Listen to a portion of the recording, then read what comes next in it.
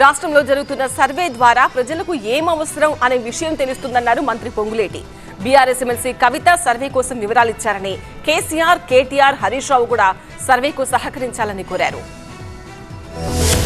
తెలంగాణలో జరుగుతున్న సమగ్ర ఆర్థిక కులగణన సర్వే వివరాలను వెల్లడించారు మంత్రి పొంగులేటి శ్రీనివాసరెడ్డి. ఇప్పటి వరకు 67,72,246 కుటుంబాల వివరాలను సర్వే ద్వారా సేకరించామన్నారు. 75 అంశాలతో ప్రజలకు ఏం అవసరమో తెలుసుకునే విధంగా సర్వే జరుగుతోందన్నారు. ఈ సమాజాన్ని స్కాన్ చేస్తే తప్ప ప్రభుత్వ పథకాలు పూర్తిగా అందవని అన్నారు. ఈ సర్వే వల్ల ఎలాంటి పథకాలు ఆగవని, కొత్త వారికి పథకాలు వస్తాయని చెప్పారు. ఏ రకమైన స్కీమ్కి ఇబ్బంది కలగదు.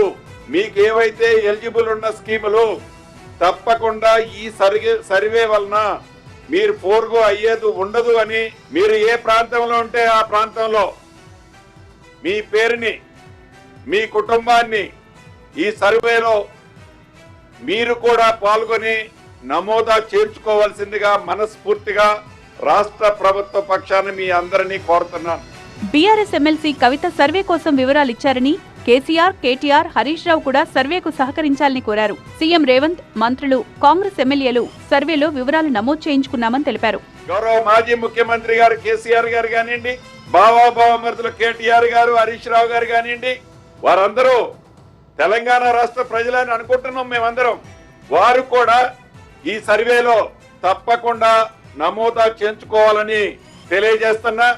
వారి కుటుంబ సభ్యురాలైన కవిత గారు ఈ సర్వేలో వారి కుటుంబాన్ని నమోదు చేసుకున్నందుకు వారికి రాష్ట్ర ప్రభుత్వ పక్షాన మంచి పని చేసినందుకు అభినందిస్తున్నాను.